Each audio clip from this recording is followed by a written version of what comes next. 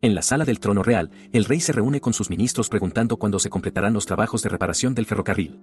Un ministro responde que tomará 3 meses más, pero el rey está insatisfecho con esta respuesta, considerando las enormes dificultades que está sufriendo la gente. Inmediatamente emite una orden para completar el trabajo en un mes. Los ministros se sorprenden por esta directiva e intentan explicar que un plazo tan corto causará numerosas dificultades, aumentando la carga sobre los trabajadores y esclavos.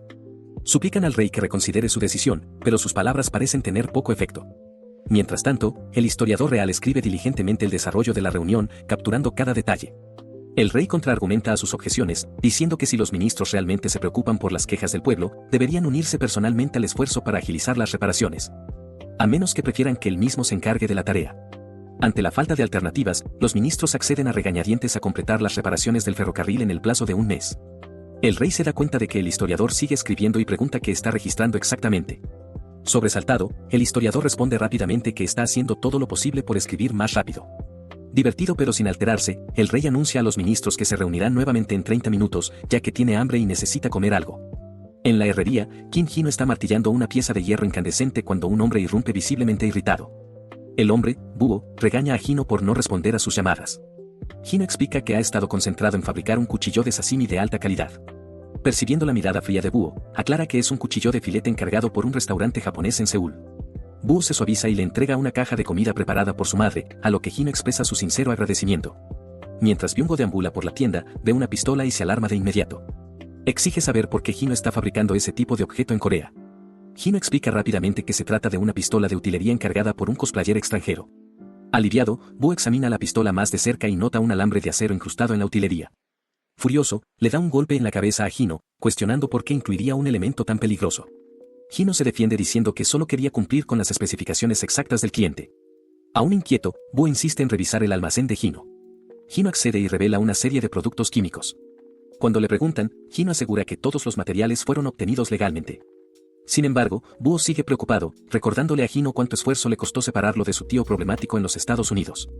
Le advierte a Hino sobre los límites que no debe sobrepasar e instruye que arree el campo antes de su próxima visita en 2 días. Mientras tanto, Hino suspira aliviado, agradecido de que Búho no haya notado el material para dinamita escondido en la esquina. Se ríe nerviosamente, sabiendo que, si Búho lo hubiera visto, probablemente lo habrían arrastrado directamente a un centro de detención. De repente, el suelo tiembla violentamente. Un terremoto sacude la tienda. Se desata el pánico cuando Hino ve un frasco de nitroglicerina tambalearse al borde de una estantería. Se lanza a atraparlo, pero se le escapa entre los dedos. El momento parece interminable, hasta que una explosión ensordecedora destroza la tienda. La fuerza obliteró todo a su paso, dejando poco tiempo para arrepentimientos. Qué cruel giro del destino, ser destruido por algo de su propia creación. Hino, un hábil artesano con una inclinación por desafiar los límites, encuentra un trágico final a los 35 años. Sin embargo, el destino no ha terminado con él. Cuando abre los ojos nuevamente, descubre que no está en el más allá, sino en los brazos de una mujer vestida con el hanbok tradicional de la era Joseon. El lenguaje, las costumbres, los paisajes, todo es extranjero pero, a la vez, familiar. Hino ha reencarnado como un bebé recién nacido en la era Joseon. Sus recuerdos de su vida pasada permanecen intactos. Han pasado 3 meses desde la reencarnación de Hino como bebé, y a pesar de su forma infantil, ya ha comenzado a adaptarse a su nueva vida. Usando su aguda mente, escucha conversaciones a su alrededor, recopilando detalles sobre su nuevo entorno. A partir del estilo de ropa y las costumbres que observa, deduce que se encuentra en los primeros días de la dinastía Joseon. Hino descubre que su padre es un miembro de la familia real, aunque alejado del trono. Recordando sus lecciones de secundaria, conocimiento que alguna vez consideró inútil. Recuerda que en esta época los reyes solían monopolizar la educación y se desalentaba a los otros miembros de la familia real a aprender, ya que un rey no toleraría que un pariente fuera más sabio o capaz que él. Hino rápidamente se da cuenta de que debe tener cuidado de no parecer demasiado inteligente, para no llamar la atención no deseada, siendo el hijo mayor de la familia. Hino sabe que su posición le asegura un estatus cómodo, libre de preocupaciones sobre su posición social o problemas financieros. A medida que Hino crece, las expectativas de sus padres aumentan constantemente, alimentadas por las reacciones extraordinarias que recibe de quienes lo rodean. Sus habilidades naturales y logros notables le otorgan la reputación de ser un niño prodigio, y sus padres sienten un inmenso orgullo. Sin embargo, su orgullo pronto se convierte en decepción cuando se dan cuenta de que, aunque Hino es indudablemente brillante, su brillantez no se extiende a lo académico. A pesar de sus talentos, estudiar es su punto débil. Cuando Hino se inscribe en la escuela, su rendimiento académico mediocre frustra a sus padres, sometiéndolo a constantes regaños y estrés académico. Para sobrellevarlo, se sumerge profundamente en sus pasatiempos, canalizando su creatividad en proyectos innovadores. Fascinado por la mecánica, comienza a experimentar con motores a vapor y aprende a fabricar hojas arqueadas bajo la tutela de un herrero de espadas de Joseon. Su pasión por diversos campos le vale el apodo de Polianthus entre sus conocidos, pero a medida que su excentricidad crece, se transforma en un nerd loco. La vena inventiva de Hino se extiende como un reguero de pólvora, y los rumores sobre sus innovaciones comienzan a llegar a las noticias. A pesar de su creciente fama, sus padres siguen decepcionados, ya que sigue luchando académicamente. Aún así, se abstienen de tomar medidas para cambiarlo, permitiéndole seguir su propio camino. En su tercer año de universidad, Hino acepta una propuesta para crear un modelo a escala de un barco de vela de una famosa película de piratas. El proyecto lo lleva a mudarse a los Estados Unidos, donde recibe otra oferta que incluye un salario por su trabajo. Absorbido por las oportunidades, extiende su estadía en Estados Unidos. Cuando Hino finalmente regresa a Corea, su padre está furioso, casi echándolo de la casa por haberse ido del país sin avisarles. Solo la intervención de su madre impide que esto suceda. Al darse cuenta de su error, Hino suplica perdón, y su padre, aún furioso, le ordena enlistarse en el ejército para ganar madurez. Hino se alista en el ejército y, después de completar su servicio, retoma sus estudios académicos en silencio para prepararse para el examen de servicio civil, tal como sus padres siempre habían querido. Dedicándose a sus expectativas, logra la hazaña de aprobar el examen de servicio civil de nivel 4 en solo un año después de graduarse. En este momento, el padre de Hino está inmensamente orgulloso, creyendo que finalmente ha madurado. Todos a su alrededor celebran su éxito, pero el peso de cumplir con los sueños de los demás comienza a pasarle factura. Hino empieza a experimentar una depresión severa, al punto de que visita frecuentemente el hospital. Al ver su estado mental deteriorándose, sus padres, a regañadientes, toman una decisión: Hino ahora es libre para vivir su vida como desee. Al escuchar esto, Hino se siente eufórico. Inmediatamente renuncia a su puesto y comienza a planear una vida centrada en sus pasiones. Sin embargo, el destino interviene cuando ocurre el incidente de la explosión, lo que lleva a su transmigración a la era Joseon. Esta vez, Hino se siente emocionado por las posibilidades. Nacer en una familia rica significa que finalmente puede entregarse a todos los pasatiempos que no pudo seguir completamente en su vida anterior. Sin embargo, su recién adquirida libertad es rápidamente malinterpretada. Su madre asume que su felicidad proviene de su amor por los libros y las actividades intelectuales, y se enorgullece de sus supuestos intereses académicos. Hino descubre la verdad sobre su linaje: ha nacido en la familia real.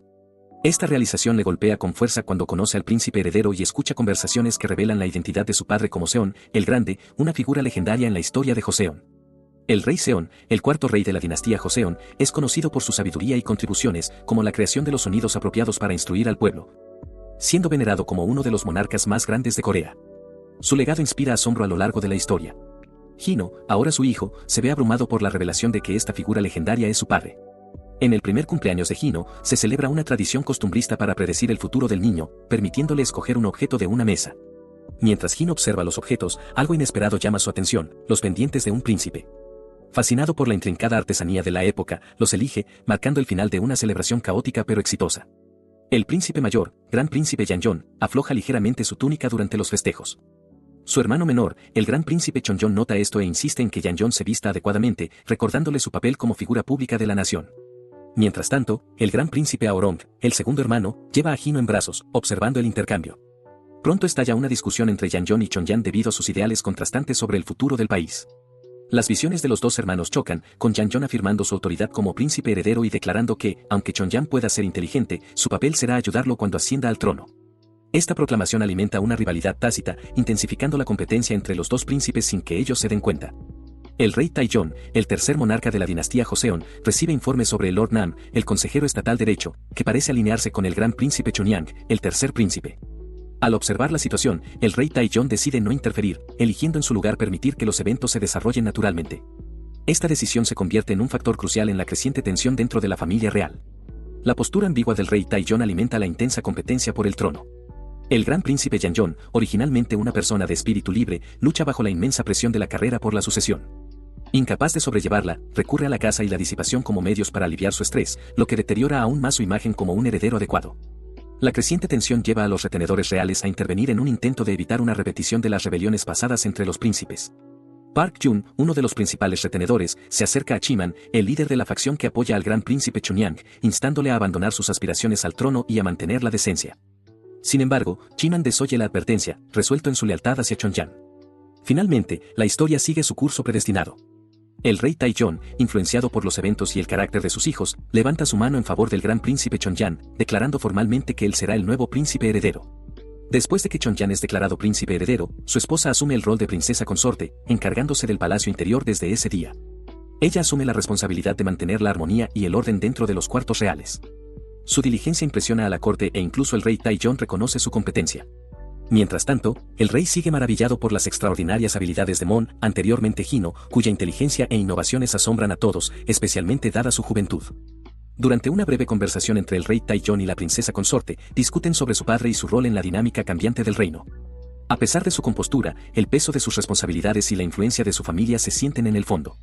2 meses después de nombrar a Chunyan como príncipe heredero, el rey Taizong abdica del trono, pasando formalmente el control del poder a él. Sin embargo, Taizong asume el título de rey retirado, una posición que le permite mantener una considerable influencia sobre los asuntos de la corte.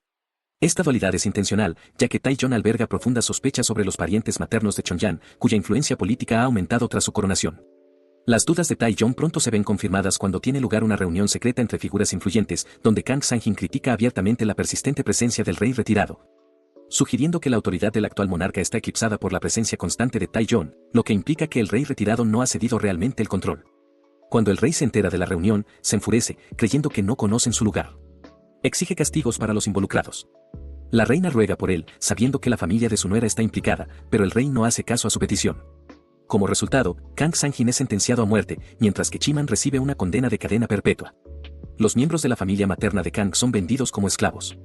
El rey se asegura de que todos los involucrados en la reunión sean castigados. Mientras tanto, el príncipe heredero Chonyan no reacciona mucho ante los eventos que se desarrollan a su alrededor. Sin embargo, la princesa consorte está profundamente dolorida. Aunque la purga de Taizong se completa, las secuelas no desaparecen fácilmente. Los funcionarios comienzan a quejarse de que la hija de un traidor no puede convertirse en la reina. En respuesta, Chonyan amenaza con devolver el trono a su padre, el rey Taizong, si ese es el precio para mantener a su esposa como reina. El rey insiste en que sería un error destronar a alguien que ya ha tenido 3 hijos legítimos para el trono. Sang lee los informes de los asuntos nacionales y se entera de que un enviado del Imperio Min ha planteado preguntas sobre su repentina abdicación. La transferencia del trono transcurre relativamente de manera fluida. Para aliviar la situación con los enviados Min y contrarrestar la influencia del rey retirado Taizong sobre el ejército, Sejong emprende la invasión de Oa y la conquista de la isla Tsushima, con la esperanza de fortalecer su dominio y asegurar su posición en el trono. Mientras Seon lee los informes de los asuntos nacionales, empieza a pensar que su hijo podría también estar interesado en estos temas. Instruye a los eunucos para que empiecen a llevar al joven príncipe a estudiar, pero el príncipe llora sabiendo que odia estudiar. Después de un tiempo, el príncipe comienza a reconsiderar. Piensa que si pudiera estudiar lo suficiente para cumplir con sus deberes, podría luego seguir su verdadera pasión. Se pregunta si su padre, con su rango real, podría ayudarlo a lograr esto, creyendo que como príncipe podría tener los recursos y el apoyo necesarios para hacer que su pasión sea un éxito. Hino da un paseo con sus sirvientes personales por los terrenos del palacio cuando nota humo negro elevándose desde el cercano bosque del palacio. El olor es desagradable y frunce el ceño al ver esto. Mientras continúa su paseo, un grupo de sirvientas reales pasa cerca saludándolo respetuosamente. Él devuelve el saludo, pero pronto nota algo preocupante: hay un abollón en una de las túnicas de las sirvientas, lo que provoca una intensa irritación en él. No puede evitar sentirse furioso, pensando para sí mismo que podría voltear todo el reino por un incidente tan pequeño. Tras una breve lección real, decide preguntar a sus tutores sobre lo que vio antes. Señala el estado de la túnica y pregunta por el significado de tales imperfecciones. Los tutores explican que la vestimenta no solo representa el estatus de una persona, sino que también es una forma de mantener el orden social. Se considera normal tolerar tales inconvenientes menores en las túnicas, ya que indican el lugar de una persona en la jerarquía. Sin embargo, Hino considera que este razonamiento es defectuoso. Cree que las virtudes y el carácter deberían ser la verdadera medida del estatus de una persona, no la apariencia exterior. Los tutores quedan atónitos ante su razonamiento, sin saber cómo responder. La conversación cambia, ya que intentan superar la incomodidad que han causado sus pensamientos. Hino entonces plantea otro tema, la carta sobre la conquista de la isla Tsushima que había visto con su padre. La carta menciona que se está movilizando a todos, desde la nobleza hasta los plebeyos, para la campaña, excepto a los campesinos. Hay un problema significativo con la falta de una fuerza naval debidamente entrenada, y Hino cuestiona por qué no se consideró trasladar a la gente de la isla Tsushima a la región norte de Joseon, donde estarían más seguros de los piratas japoneses. Esto, piensa, eliminaría la necesidad de preocuparse por el Dao de Tsushima. Sin embargo, sus tutores no tienen respuesta para su sugerencia. Se quedan en silencio, incapaces de ofrecer una explicación satisfactoria o una solución a sus preguntas. A medida que Hino crece, su intelecto sigue asombrando a quienes lo rodean. A los 5 años, su mente aguda y sus preguntas perspicaces llevan a sus tutores a discutir lo excepcional que es para su edad. Reconociendo su potencial, deciden aumentar la intensidad de sus estudios, con la esperanza de que algún día ascenderá al trono como un gobernante sabio y capaz. Sin embargo, Hino se siente frustrado. Sus tutores constantemente no le proporcionan las respuestas que busca, y la falta de respuestas concretas solo alimenta su insatisfacción. Se pregunta si tendrá el mismo destino prematuro que el rey original Munjón, cuya vida fue trágicamente corta. Esta realización empuja a Hino a acelerar sus planes. El tiempo pasa rápidamente y para el tercer año del reinado de Seongun ya tiene 7 años. Con su nuevo título como príncipe heredero, comienza a revisar las políticas que su padre ha implementado. Al examinar el estado del reino, Hino se da cuenta rápidamente de que, a pesar de sus ideas para mejorar, el gobierno carece gravemente de fondos, especialmente de oro. Aunque ahora es el príncipe heredero, su corta edad le deja poca autoridad y sabe que no puede abordar un problema tan monumental de una sola vez. Así que Hino decide tomar un enfoque más medido. En lugar de lanzarse de lleno a grandes soluciones, comienza a abordar inconvenientes menores y más manejables primero. Al resolver estos problemas menores, cree que podrá construir la confianza y la autoridad necesarias para eventualmente abordar los problemas más grandes que enfrenta su reino. Mientras Hino pasea frente a la celda de ordenanzas, la oficina gubernamental encargada de fabricar armas, un olor familiar a hierro llena el aire. Es un olor que no había notado que extrañaba, un recordatorio de su vida pasada como herrero. Reconociendo que probablemente visitará este lugar debido a su renovado interés por el trabajo con metales, Hino decide que es mejor presentarse al personal de antemano. Se acerca al supervisor Lee Chango, ofreciendo sus cumplidos por el arduo trabajo que se está realizando. Curioso sobre la artesanía involucrada, Hino pregunta quién es la mejor persona en la instalación en cuanto al trabajo con oro y hierro. El herrero maestro Gon es presentado ante él. Hino, con una chispa de creatividad, pregunta si es posible fabricar un sustituto de un pincel, curioso por ver si el maestro Gon puede adaptar sus habilidades. Tras echar un vistazo al boceto burdo de Hino, el maestro Gon entiende rápidamente lo que necesita hacer. Pide 2 días para crear un prototipo, pero Hino, queriendo darle más tiempo, extiende el plazo a 3 días. Cuando llega el momento, el maestro Gon regresa con 5 plumillas de diferentes grosores, listas para probar. Hino prueba una de ellas y queda impresionado con el resultado. Solicita que el maestro Gon cree 100 plumillas, prestando especial atención a 10 de ellas, y pide que los artículos se entreguen en 12 días. La presión es alta, pero Hino insiste en que los productos deben ser impecables, ya que tiene la intención de presentarlos al rey como un símbolo de agradecimiento y reconocimiento por la habilidad del maestro Gon. Hino lo declara formalmente como el mejor artesano del país e incluso firma su nombre, lo que llena de orgullo al maestro Gon. El 10 de diciembre del tercer año del reinado de Sejong, Hino se presenta ante el rey para mostrarle las plumas de oro que había elaborado meticulosamente. El rey inspecciona las elegantes creaciones y se complace inmediatamente con su diseño. Elogia a Hino por su ingenio y solicita que el historiador real registre el logro del príncipe heredero en los anales de la historia. Curioso sobre el razonamiento de Hino detrás de la creación de las plumas de oro, el rey Sang le pregunta qué lo inspiró a hacerlas. Hino, anticipando la pregunta, explica con confianza que notó algo peculiar acerca de los pinceles previamente utilizados por la corte, como causaban fatiga después de largos periodos de escritura. Su percepción sobre un problema común pero pasado por alto impresiona al rey, quien asiente aprobando la inteligencia de su hijo. Llevándolo un paso más allá, Hino sugiere que las plumas de oro sean distribuidas a historiadores y funcionarios gubernamentales. Cree que las plumas podrían aliviar algo del estrés que aquellos que escriben constantemente soportan. Los ministros, escuchando atentamente, se sienten conmovidos por la consideración del príncipe heredero. Viendo el mérito en la propuesta de Hino, el rey Sang le da permiso para distribuir las plumas de oro entre los funcionarios. Poco después, las plumas de oro que Hino creó causan un gran revuelo por todo Joseon. Después de que las plumas de oro de Hino son distribuidas en la corte, su popularidad entre los historiadores, funcionarios gubernamentales e incluso el público general aumenta rápidamente. Las plumas, que hacen mucho más fácil la ardua tarea de escribir documentos, se convierten rápidamente en un símbolo de progreso en Joseon. Para mejorar aún más la eficiencia en la conservación de registros, Hino también crea blocs de notas que presenta a todos junto con las plumas de oro. Su previsión e innovación siguen impresionando al rey, quien, reconociendo el potencial impacto, ordena la producción en masa tanto de las plumas como de los blocs de notas para su distribución amplia. Sin embargo, las plumas de oro comienzan a tener consecuencias imprevistas. Un noble, mientras compra arroz en el mercado, llama la atención de un comerciante cuando usa una de las plumas de oro. El comerciante, al notar el valor del objeto, comienza a especular sobre el potencial monetario que rodea a las plumas. A medida que las plumas se hacen más comunes, la demanda de ellas aumenta y pronto empiezan a aparecer versiones falsificadas en las calles. Las plumas falsificadas se convierten rápidamente en un problema. En una reunión de la corte real, los ministros informan que estas plumas falsas están circulando por las calles, lo que podría socavar el valor de las plumas originales.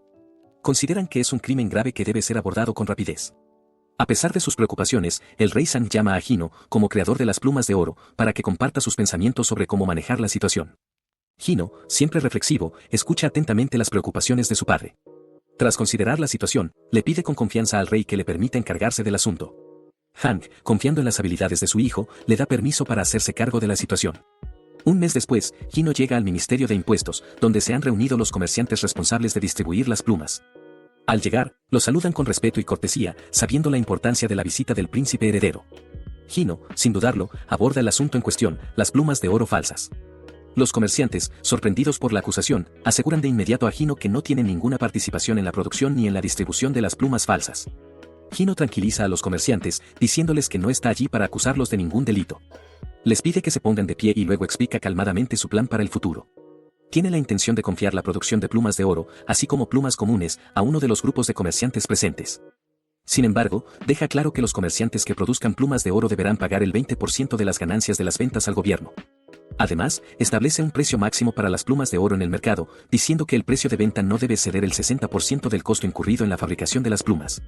Uno de los comerciantes expresa sus preocupaciones, argumentando que, aunque un margen de ganancia del 60% puede parecer generoso, después de contabilizar los salarios pagados a los vendedores públicos y la parte destinada a los trabajadores de bienestar, su ganancia neta sería solo del 30%. Esto, afirma, los dejaría con solo un 10% después de pagar el 20% requerido al gobierno. Hino, percibiendo deshonestidad, se enoja. Reconoce que el comerciante está siendo codicioso y mintiendo sobre las implicaciones financieras. Sin dudarlo, Hino ordena la eliminación de las calificaciones de los grupos de comerciantes licitadores, señalando a los demás que no se tolerará un comportamiento deshonesto.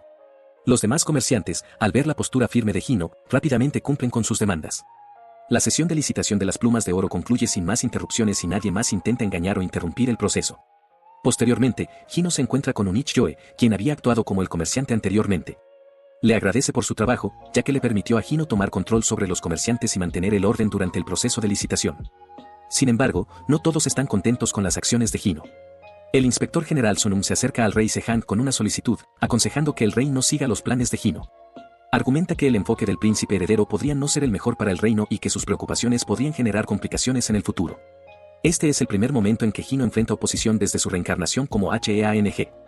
El desafío proviene del inspector general Sunum, quien expresa fuertes objeciones contra los planes de Hino, cuestionando su viabilidad y aconsejando que no se lleven a cabo. No hace mucho, el presupuesto nacional, que siempre había sido ajustado, comenzó a mejorar de manera constante gracias a las ventas de las plumas de oro. Este cambio económico positivo llamó la atención del rey Sejong y sus ministros, quienes reconocieron los beneficios del aumento del comercio. Sin embargo, detrás de escena, comenzaron a reunirse fuerzas descontentas en silencio. Estas personas, descontentas con la creciente influencia de los comerciantes, que tradicionalmente ocupaban un lugar bajo en la jerarquía social, comenzaron a conspirar contra el creciente favor que el rey y los ministros mostraban hacia los comerciantes. Creían que el rey se estaba apartando del camino tradicional al permitir que un joven príncipe como Hino gestionara un asunto tan importante. Aunque sentían la necesidad de expresar sus quejas, se abstuvieron de hacerlo cuando el rey Taejong falleció. Decidieron esperar una nueva oportunidad. Mientras tanto, Hino se mantiene proactivo, consciente de que la gente podría comenzar a cuestionar los orígenes de sus ideas. Decidió utilizar una excusa ingeniosa para cubrir sus huellas. Obtuvo libros de Europa, la era actual de su vida anterior, y planeó presentar estos como su inspiración para los cambios que había implementado, con la esperanza de que nadie sospechara algo más inusual. En medio de esto, Hino introduce otra idea al rey Sang y los ministros, la adopción de los números hindú-arábigos como una forma de expresar los números. Los ministros Kim Hum, ministro de Hacienda, y Eo Yoe, ministro de Personal, expresan su acuerdo con la idea, viendo su potencial para simplificar las expresiones numéricas y mejorar la administración. El rey Sang, intrigado por la propuesta, ordena que los números hindú-árabes sean probados durante el próximo mes. Si los resultados son favorables, el nuevo sistema se implementará a nivel nacional. Los ministros están de acuerdo con el plan. El rey Sehang plantea un nuevo desafío durante la reunión de la corte. Revela que había ordenado a la celda de ordenanzas fabricar plumas de oro como un regalo para el emperador de Min, lo que agradó mucho al emperador. Sin embargo, el emperador de Min envió un edicto exigiendo un tributo de 10.000 plumas de oro a Joseon. Dado que el presupuesto nacional simplemente no puede cubrir esta cantidad, se desata una discusión sobre posibles soluciones. Hino, siempre ingenioso, ofrece una solución. Sugiere que el gobierno debería administrar un negocio de producción y venta de plumas de oro para generar los ingresos suficientes para cumplir con la demanda del tributo. Sin embargo, justo cuando comienza a explicar su plan, el inspector general Sunum intenta interrumpir. El rey, sintiendo la tensión, lo silencia y anima a Hino a continuar. Hino explica que, dado que el imperio Min abarca un territorio y población enormes, es probable que el número de escritores allí sea varias veces mayor que el de Joseon. Si logran asociarse con los grupos de comerciantes para producir más plumas de oro de las necesarias para el tributo, no solo cumplirían con la obligación, sino que también generarían ganancias. Además, Hino propone que los comerciantes podrían acompañar al enviado diplomático al imperio Min, pagando solo el alquiler por la oportunidad. Esto crearía un arreglo mutuamente beneficioso tanto para el gobierno como para los comerciantes.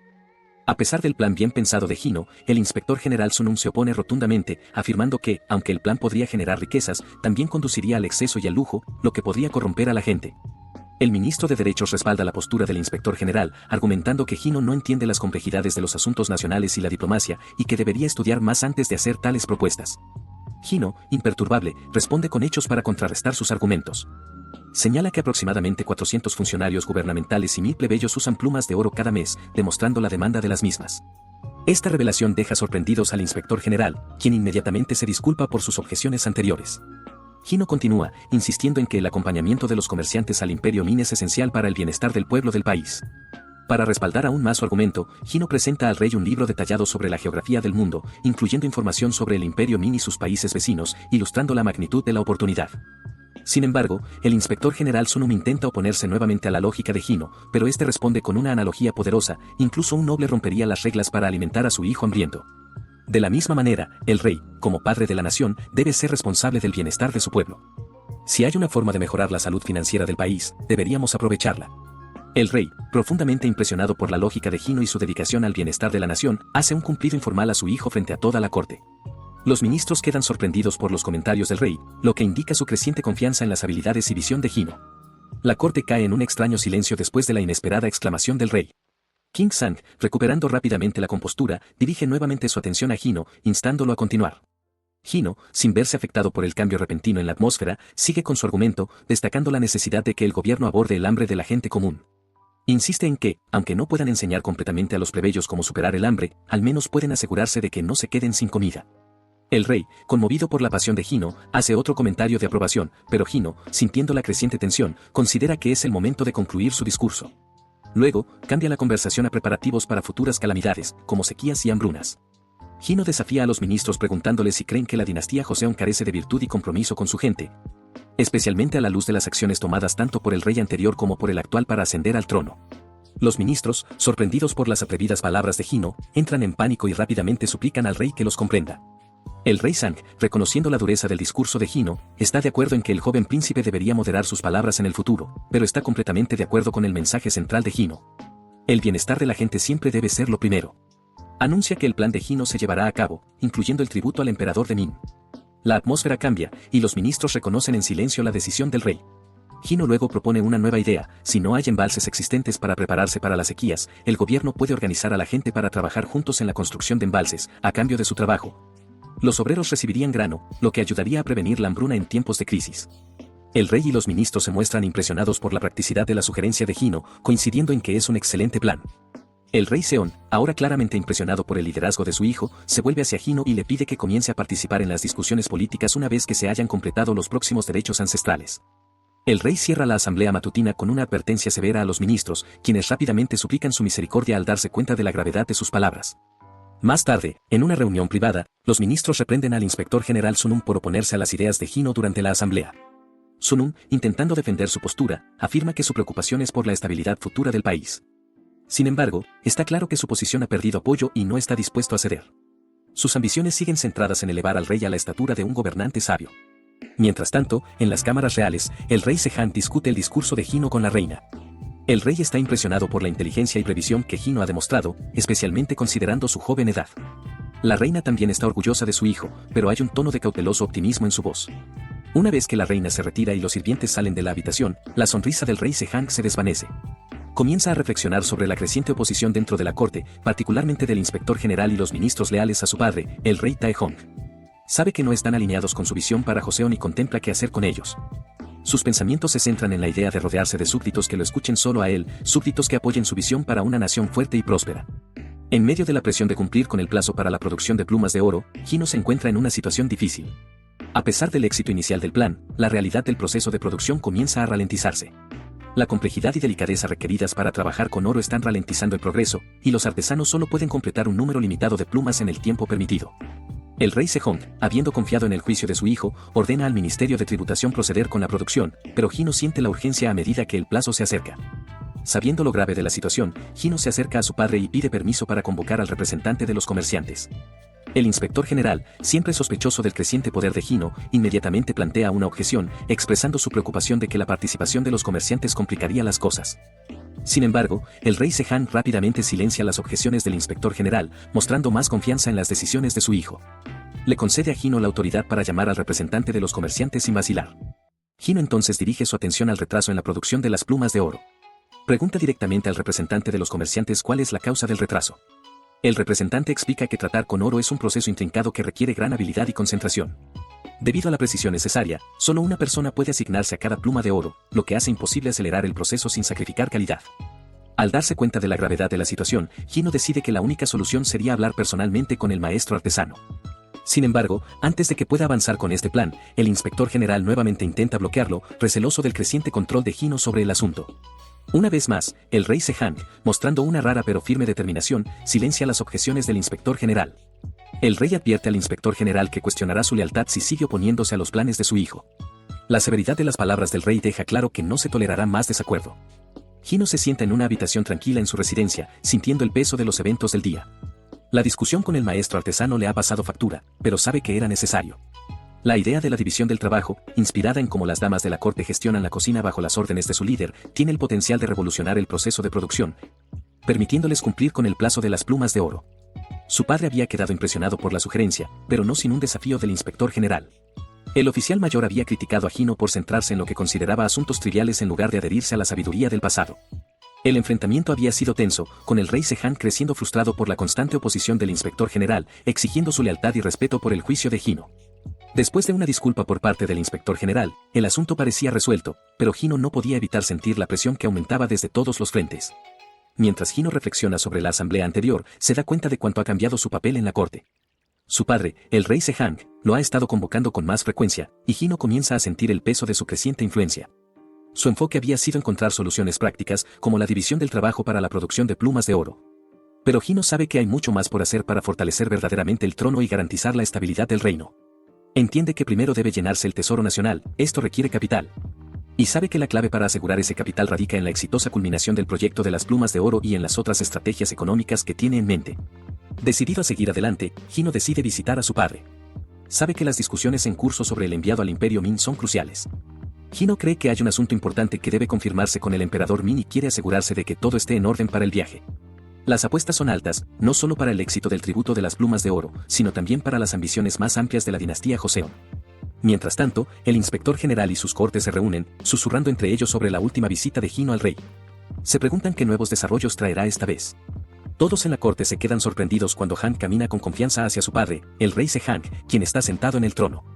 La tensión en la sala aumenta a medida que todos los ojos se vuelven hacia el joven príncipe heredero. Él, calmado, se dirige a su padre diciendo que hay algo importante que debe discutir sobre los enviados que pronto se enviarán al Imperio Ming. El rey levanta una ceja, curioso sobre lo que Han tiene en mente, y le pide que explique. Han, imperturbable ante la atención, toma una respiración profunda y comienza a exponer sus ideas. Explica que, para fortalecer el tesoro nacional y asegurar capital para el reino, primero deben asegurar derechos exclusivos sobre las plumas de oro vendidas por los comerciantes de Yon en el Imperio Ming.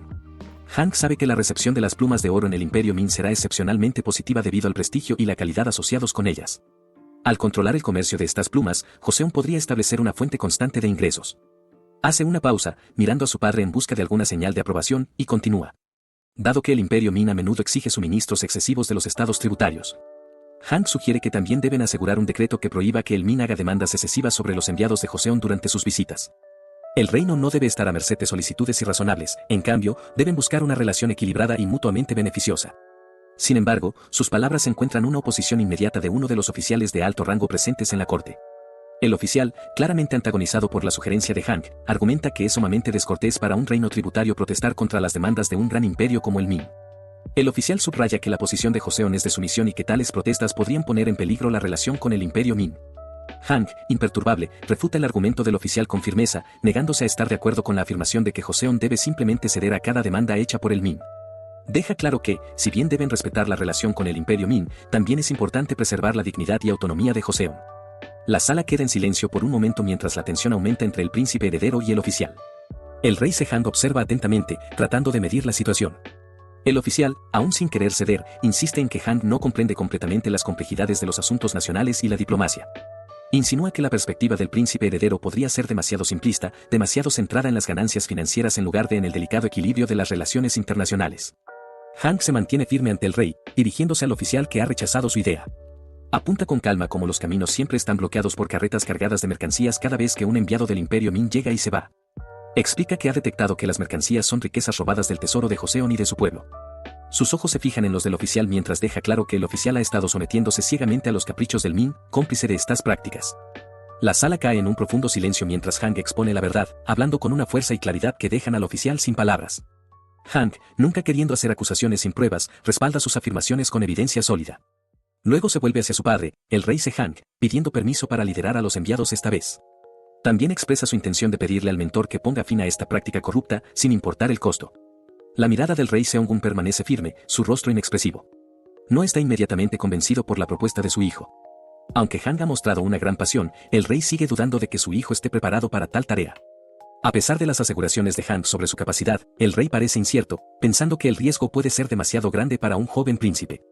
Hank, imperturbable, intenta convencer a su padre de su preparación, pero en lugar de ofrecerle una decisión, el rey Seongun hace un gesto para que los eunucos lleven a Hank de vuelta a su residencia y lo tranquilicen. El rostro de Hank se tensa de frustración, pero obedece, dejando la sala del trono con sus pensamientos nublados por la renuencia de su padre. Una vez en su residencia, Hank no pierde tiempo en deprimirse, en lugar de eso, da vueltas por la habitación, sumido en pensamientos profundos, decidido a encontrar una manera de seguir adelante con su plan. Llama a un eunuco y le ordena que prepare un viaje al Imperio Ming. El eunuco se muestra sorprendido por la repentina orden, sin saber cómo reaccionar. Mientras tanto, en el palacio, el rey Seongun y los oficiales discuten las palabras de Hank. Algunos de los oficiales le piden al rey que desestime las opiniones de su hijo, argumentando que sería imprudente llevar a cabo sus sugerencias. Sin embargo, el rey Seongun escucha en silencio, sintiendo una creciente sensación de acuerdo con la evaluación de Hank. Comienza a preguntarse si su hijo podría estar en lo cierto después de todo. Mientras la conversación continúa, una interrupción inesperada llega. El eunuco irrumpe en la sala, anunciando con voz agitada que Hank ya está preparando su partida hacia el Imperio Ming. Afirma que Hank no puede esperar más, ya que considera imperativo planificar para el bien del país y su pueblo.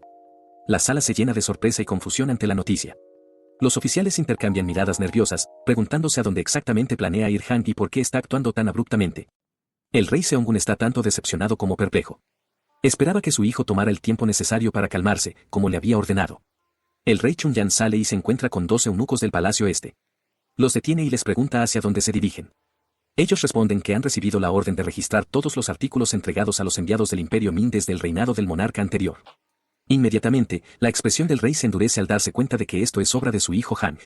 La reina pronto es notificada de la situación. Se entera de que su hijo está preparando su partida al Imperio Ming para evitar que los enviados exijan bienes excesivos. Alarmada, se prepara rápidamente para encontrarse con el rey, quien se dirige al palacio este. Mientras el rey Chonyan se dirige al palacio este, se encuentra con Hank en el camino. Lo detiene y le exige saber qué está intentando hacer. Hank se mantiene firme, respondiendo con valentía que simplemente está cumpliendo con su deber como príncipe heredero. Reconoce que es joven, pero no ve eso como un obstáculo para cumplir con sus responsabilidades. El rey, viendo la obstinación de su hijo, se encoleriza y decide castigarle. Justo cuando está a punto de actuar, la reina llega corriendo para rogar al rey en nombre de su hijo. A pesar de sus ruegos, el rey está decidido. Enumera todas las ofensas que cree que Hank ha cometido y ordena a los guardias que lleven a la reina para que pueda lidiar con Hank a solas. Una vez que la reina es retirada, el rey exige que se llame al médico real para atender a Hank después del castigo. Más tarde, cuando los enviados Min se han ido, la reina regresa al palacio, aún molesta. Mientras camina por los pasillos, escucha a los ministros discutir el comportamiento de Hank. Incapaz de contener su ira, los confronta, diciéndoles que escuchó sus palabras y que no olvidará cómo hablaron de su hijo.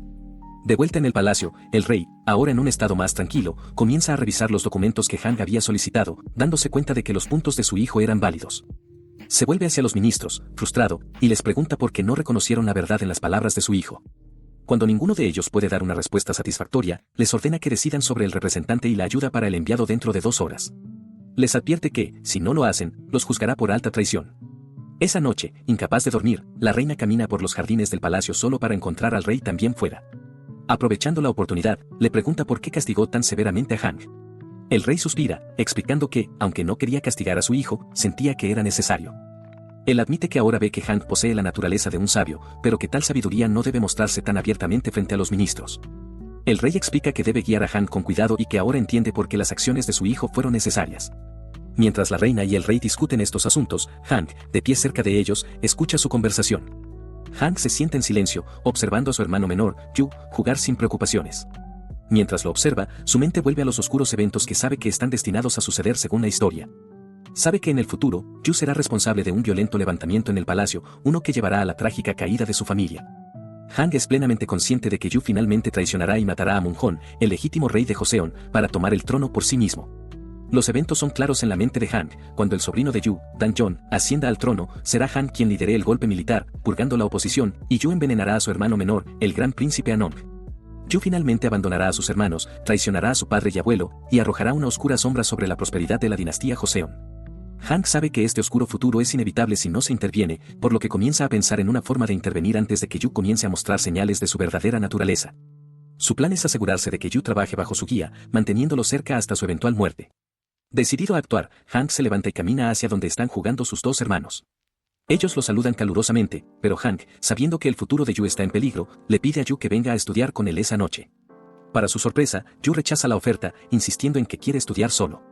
Incluso arrastra a Yangon con él, no queriendo que su hermano menor se quede con Hank. Este comportamiento de Yu proviene de los celos. Desde que escuchó a las sirvientas hablar sobre la brillantez de Hank, como nunca podrían compararlo con el príncipe heredero, Yu ha albergado resentimiento hacia su hermano mayor. Los celos se acumulan en su mente, y las lecciones forzadas de Hank solo profundizan la brecha entre ellos.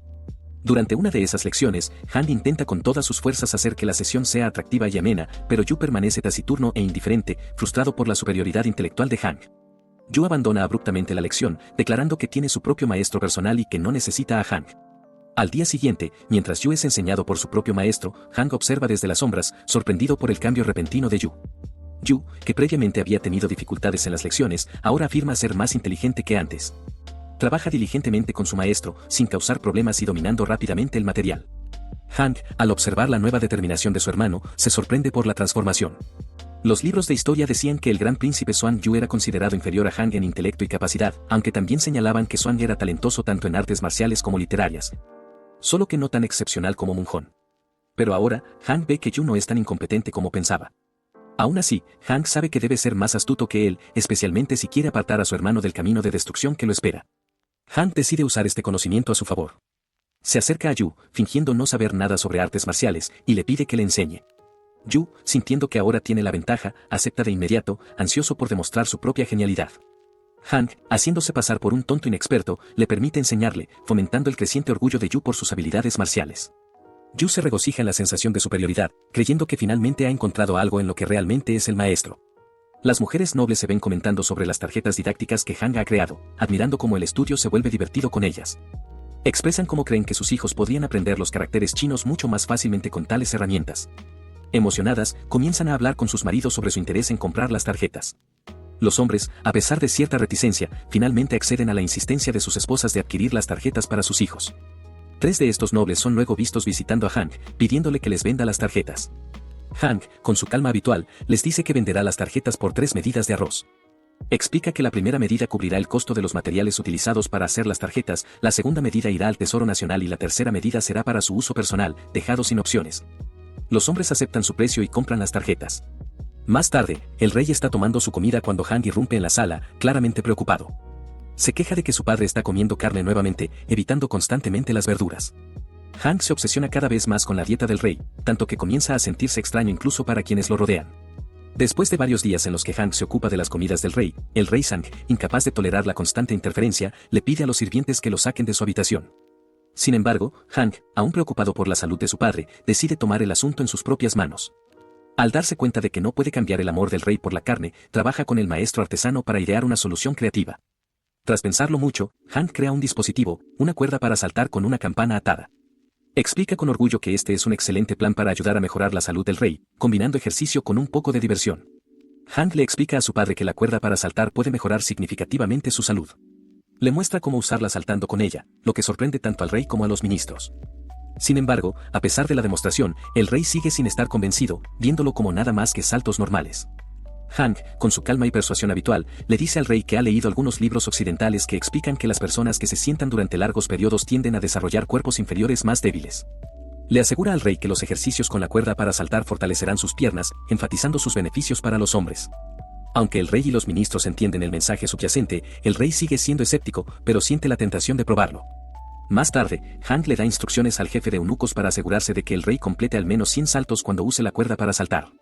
Luego, Hank ayuda al rey a colocar la campana en su cuello, aunque es un poco embarazoso para la dignidad del rey.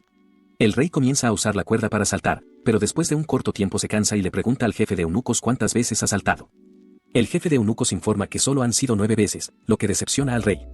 Sugiere a Hank que tal vez debería reducirse el número de saltos por ese día, pero Hank insiste en que el rey debe completar los 100 saltos, enfatizando la importancia de cumplir con el objetivo diario. A medida que pasan los días, la cuerda para saltar comienza a mostrar efectos positivos en la salud del rey. Sus movimientos intestinales se vuelven más fáciles y puede permanecer despierto más tarde para atender los asuntos del Estado, disfrutando incluso de más tiempo con la reina. Los ministros, al notar la mejora del rey, se sienten curiosos acerca de los beneficios de la cuerda para saltar y visitan al príncipe heredero, deseosos de comprar una para ellos mismos. Están dispuestos a pagar cualquier cantidad de arroz por ella.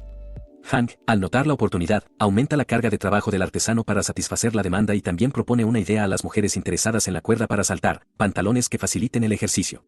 Pronto, los ministros también comienzan a sentir los efectos positivos de usar la cuerda para saltar. Mientras tanto, Hank está complacido con el dinero que está acumulando por las ventas, pero siente que aún tiene mucho por hacer. Su éxito no pasa desapercibido por el inspector general y su grupo, quienes comienzan a sospechar de la creciente riqueza de Hank. Creen que se está obsesionando demasiado con el dinero y sienten la necesidad de intervenir. Sin embargo, el inspector general les aconseja que permanezcan tranquilos y esperen el momento adecuado, convencido de que la avaricia de Hank eventualmente lo llevará por un camino destructivo. Luego, el jefe de eunucos entra apresuradamente para dar una noticia sorprendente al rey: el príncipe heredero ha intentado suicidarse. El rey, atónito por la revelación, queda desconcertado y confundido. Con el paso del tiempo, llega el momento para las delegaciones de partir hacia Pekín. En lugar de que delegados comerciales acompañen cada misión de enviados, Hank propone continuamente la idea de construir un pabellón para el reino de Joseon a lo largo de la ruta hacia el Imperio Ming. El rey Sejong, considerando sus palabras, ordena a los enviados que presenten la propuesta al Imperio Ming. Los enviados encargados de esta importante misión parten. Después de algún tiempo, Hank es abordado por su hermana mayor, la princesa. Hongo, quien lo molesta a diario con sus comentarios juguetones, siempre mantiene una actitud alegre. Sin embargo, Hank sabe que, en 2 años, la brillante sonrisa de su hermana será reemplazada por la tristeza de su muerte prematura a causa de la viruela, una enfermedad que devastó la vida de muchos en esa época. Aunque en la actualidad la viruela ha sido erradicada, en el pasado su tasa de mortalidad era un alarmante 30%. La muerte de Hongo afectará profundamente al rey Sejong, ya que ella es su primogénita. Sin embargo, Hank se niega a permitir que esto ocurra, ya que conoce el remedio que podría salvar su vida. Decidido a cambiar el destino de su hermana, Hank busca una vaca infectada con viruela bovina en una región conocida hoy como Wuo, donde la cría de ganado es más desarrollada que la agricultura debido a la infertilidad de las tierras. Reúne a los pastores del área y les pregunta si alguno de ellos nunca ha tenido viruela. Uno de ellos levanta la mano y explica que ha estado libre de la enfermedad desde que llegó a la isla. El pastor revela que él y otros en la zona practican una técnica secreta para prevenir la plaga, exactamente lo que Hank esperaba. Esta técnica, similar a la que Edward Jenner desarrollaría más adelante, es conocida como variolación, un método que introduce la viruela bovina en el cuerpo para proteger contra la viruela humana. Comprendiendo la importancia de este método, Hank le pide al pastor que le realice el procedimiento. Mientras tanto, el rey Sang está en una reunión con sus ministros cuando el jefe de los eunucos irrumpe para informarle que Hank ha intentado suicidarse. Choqueado y alarmado, el rey sale apresuradamente en busca de su hijo. Cuando ve a Hank entrando al palacio, inspecciona su cuerpo temiendo lo peor, pero descubre que está perfectamente bien. Confundido y enfadado, el rey se pregunta si el eunuco le ha jugado una broma. El eunuco, inmediatamente, se disculpa y explica que no tenía motivos para mentir, pero que la situación era lo suficientemente alarmante como para justificar su preocupación. Hank rápidamente comprende el malentendido y asegura a su padre que está bien, explicando que no intentó suicidarse. Además, le cuenta que ha estado investigando textos médicos de China y que descubrió un remedio para la viruela. Le explica al rey que tuvo que introducir pus de viruela bovina en su cuerpo como parte del procedimiento, el cual corresponde al método de variolación. Al escuchar esto, el rey, sorprendido, se desmaya, causando una reacción de asombro entre los presentes. La visión de su hijo sometiéndose a un procedimiento tan inusual y drástico lo abruma. Cuando el rey recupera la conciencia, pregunta nuevamente si Hank realmente se inyectó pus de vaca en su cuerpo y si entiende las implicaciones de lo que hizo. Hank lo confirma y detalla que usó una aguja para introducir el pus. El rey, agitado, lo interroga sobre por qué haría algo así solo porque lo leyó en un libro. Hank explica que el procedimiento lo realizó el pastor de la isla Neobol, un hombre con experiencia en la técnica, la cual ha sido transmitida durante generaciones para prevenir la viruela en la isla. A pesar de ello, el rey no puede evitar sentir que las acciones de Hank son imprudentes y pregunta qué pasará si algo sale mal. Hank responde que es plenamente consciente de la gravedad de la viruela y que podría llegar al palacio algún día, por lo que se sintió obligado a actuar. Cree que, si este método puede proteger a sus seres queridos, vale la pena intentarlo. El rey, aunque dividido, se pregunta si Hank es una bendición o una maldición para el reino debido a su imprevisibilidad. Ordena al jefe de la Guardia Real arrestar al pastor y encarcelarlo, asegurándose de que reciba comidas adecuadas y no sea torturado. Sin embargo, advierte al pastor que, si algo le ocurre a Hank, pagará con su vida. Mientras tanto, en el palacio, la gente discute las acciones de Hank. Algunos creen que, siendo un genio, debería lograr que funcione, mientras que un grupo de eunucos está profundamente preocupado. Se enteran de que Hank ha desarrollado una fiebre alta en todo el cuerpo, lo que enfurece a los oficiales, quienes interrogan al pastor. Este, con calma, les asegura que la fiebre es parte del procedimiento y que durará unos 5 días. Les asegura que, después de 10 días, Hank estará completamente sano. Las palabras del pastor resultan ser ciertas. Después de 10 días, Hank se recupera por completo y vive como si nada hubiera sucedido. Más tarde, Hank visita al rey, quien sigue sin convencerse de que su hijo ahora es inmune a la viruela. Hank se ofrece a demostrar que es inmune viajando a una zona infectada por viruela, pero el rey se niega a permitirlo. En su lugar, Hank propone una alternativa, realizar el procedimiento en personas de áreas afectadas por brotes de viruela, lo que considera una prueba suficiente. El inspector general expresa su oposición, argumentando que podría tratarse de una simple coincidencia. Hank responde que la técnica ha sido probada durante décadas por el pastor y su familia, lo que descarta la posibilidad de que sea un accidente. Afirma que, si no lo intentan por miedo al fracaso, ¿cómo puede progresar el reino? A regañadientes, el inspector general acepta. El plan de Hank se implementa y personas con un profundo temor a la viruela participan voluntariamente en el procedimiento. Pronto, su eficacia se demuestra. Impresionado con los resultados, el rey Sejong ordena un censo combinado con vacunaciones contra la viruela, logrando el doble propósito de un recuento de población y la inmunización. Tras confirmar el éxito del procedimiento, el rey empieza a considerar cómo implementarlo para el pueblo de Joseon. Más tarde, la hermana mayor de Hank, la princesa Jungo, va a molestarlo antes de marcharse. Hank, aliviado y agradecido de verla sana, siente una profunda gratitud al saber que podrá enfrentarse a la viruela en el futuro. Una vez que el problema de la viruela está bajo control, Hank comienza a trabajar en la creación de políticas de manera más seria. Los registros médicos se organizan y recopilan en un libro, y otro texto que resume métodos agrícolas adecuados para el clima de Joseon también se elabora. Además, sugiere políticas en varios campos, incluida la creación de un nuevo mapa. Ocasionalmente, algunos ministros protestan, pero la mayoría de las quejas son ignoradas gracias a la elocuencia de Hank. Así es como la famosa calle sin sueño de los 6 ministros gana su nombre. Una noche, el rey visita la habitación de Hank, pero no permite que el historiador lo acompañe, ya que se trata de un asunto privado entre padre e hijo. Descubre que Hank aún no se ha acostado, y sus sirvientes le informan que siempre trabaja hasta la medianoche antes de descansar. El rey se pregunta por qué un niño tan joven se esfuerza tanto. Al entrar a la habitación, ve que Hank está estudiando alquimia en un libro occidental, un tema que el rey no comprende del todo. Sin embargo, encuentra fascinantes los caracteres occidentales y, en poco tiempo, logra entender la ortografía y semántica del latín medieval. Hank, impresionado, cree que su padre es un genio talentoso y le pregunta su opinión sobre crear un sistema de escritura propio para Joseon. El rey, preocupado, expresa su temor de que, si declara públicamente su intención de crear un sistema de escritura, la Academia Real se volverá su enemiga. Hank explica que muchas personas no pueden presentar peticiones porque son analfabetas y que si el rey presenta la idea correctamente, podrá avanzar sin mayores obstáculos. Antes de marcharse, el rey le dice a Hank que espera que pronto cumpla 15 años. Hank se pregunta qué quiso decir con eso, pero el rey simplemente le desea buenas noches antes de salir. En la siguiente asamblea, Hank propone que los 6 ministros se clasifiquen por separado y que se mantengan registros meticulosos de cada uno, lo que ayudará a las generaciones futuras. Tanto el rey como los ministros están de acuerdo, y el rey emite un decreto al respecto. Más tarde, algunos ministros se quejan de lo agitado que se ha vuelto su horario debido a las ideas de Hank. Uno de ellos se pregunta si, a este ritmo, pronto podría surgir un gran problema. El consejero estatal en jefe, Raju Hun-jun, llega y los tranquiliza, asegurándoles que eso no ocurrirá. Añade que, si Hank sobrepasa sus límites y destruye todo lo que han construido hasta ahora, incluso siendo el príncipe heredero, él no se quedará de brazos cruzados. Un enviado regresa del Imperio Min e informa al rey que el pueblo de Min está solicitando papel de Joseon debido a su calidad superior. El rey considera que podrían aumentar los beneficios incrementando la producción de papel. Sin embargo, Hank propone una idea sorprendente, abolir la manufactura de papel, lo que desconcierta a todos los ministros. Cuestionan por qué sugeriría algo así, y el rey le pide a Hank que explique su razonamiento. Hank señala que el rey ya debe saber que la calidad del papel de Joseon es extremadamente alta gracias a la habilidad de los artesanos, quienes reciben una paga mucho menor de lo que merecen por su arduo trabajo. La mayoría de los artesanos se ven obligados a tomar trabajos secundarios o incluso abandonar sus puestos para dedicarse a la agricultura de aparcería o a talleres. Con la situación actual, si la carga de trabajo aumenta y la gestión se vuelve más complicada, aún más personas renunciarán. El consejero estatal en jefe, Raju Jung-hun, interviene, afirmando que esto es simplemente una excusa para justificar la pereza de los artesanos. Luego pregunta al rey si sabe por qué el monarca anterior estableció la manufactura de papel en primer lugar. Fue porque la calidad del papel recolectado para Juan no era uniforme, lo que causaba grandes inconvenientes al tener que clasificarlo nuevamente. Con este argumento, los ministros le piden al rey que reconsidere y no elimine la manufactura de papel. El rey parece pensativo sobre qué postura tomar y sonríe levemente a Hank, quien se da cuenta de que el rey ha desarrollado un hábito peculiar. Cuando surge un problema durante las discusiones políticas, suele trasladarle la responsabilidad de resolverlo. Nadie entiende del todo por qué lo hace, pero algunos sospechan que el rey quiere que Hank participe más activamente en los debates. Hank ofrece entonces una solución al problema, que incluso el ministro de Hacienda acepta.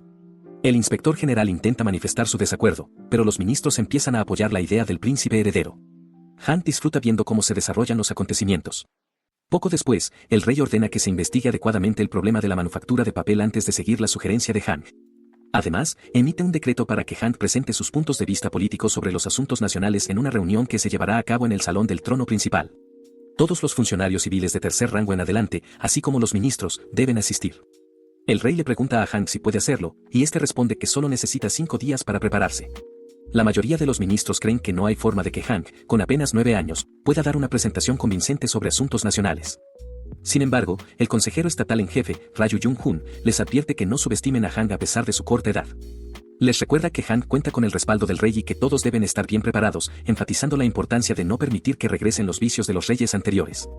En la oficina de censores, los funcionarios discuten sobre la próxima presentación de Han, y algunos consideran presentar una apelación al respecto. Mientras tanto, en su residencia, Han está sumido en sus pensamientos, contemplando cómo enfrentarse a los funcionarios obstinados. Sabe que la gente dudará de él por su juventud, pero forma un plan, demostrará los principios del capitalismo del siglo XXI y la organización administrativa para probar su valía. 5 días después, en el salón del trono principal, ministros, funcionarios y servidores civiles se reúnen para la presentación de Han. Poco después, llega el rey y anuncia el inicio de la presentación. Han comienza mostrando un cartel titulado Reforma del Estado de Joseon e incluso utiliza un sistema de altavoces, dejando a todos sorprendidos y curiosos. Luego, da su discurso, que impacta a todos en la sala. Propone cambios significativos al sistema actual de los 6 ministerios y al gobierno local. La audiencia queda atónita con sus ideas, que superan todas sus expectativas.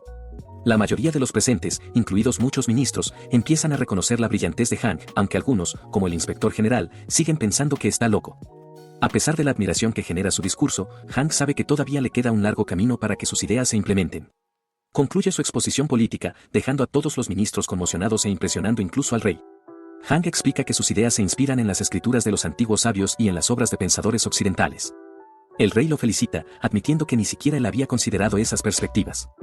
Han responde afirmando que ya es hora de reformar el sistema.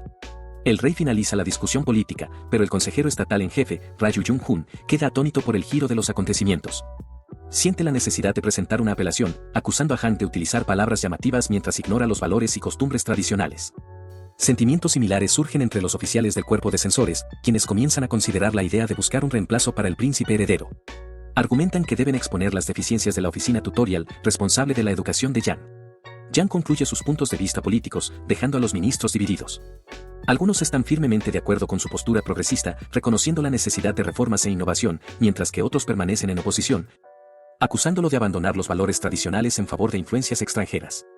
Esta división da lugar a 2 facciones, una que respalda a Yan y su visión de reforma, y otra que se opone firmemente a sus ideas, decidida a preservar las viejas costumbres. Esa misma noche, durante una comida privada entre el rey y Yan, la conversación regresa al discurso del príncipe heredero. El rey admite que muchas de las políticas propuestas por Yan resuenan profundamente con él y podrían traer un cambio significativo. Sin embargo, confiesa su temor, prediciendo una avalancha de apelaciones que comenzarán a inundar la corte a la mañana siguiente. Ambos reconocen la carga que esto representará para el secretario real en jefe, quien tendrá la ardua tarea de revisar y clasificar las numerosas peticiones. Como se esperaba, al día siguiente, la Secretaría Real se ve desbordada por apelaciones provenientes de ministros y oficiales de todo el reino. Las peticiones se clasifican meticulosamente en 2 pilas, una en apoyo a las ideas reformistas del príncipe heredero y otra en oposición vehemente. Estos documentos se presentan al rey para su revisión. El rey comienza a examinar el primer pergamino y, mientras lee, su expresión se ensombrece. Un pesado silencio llena la sala.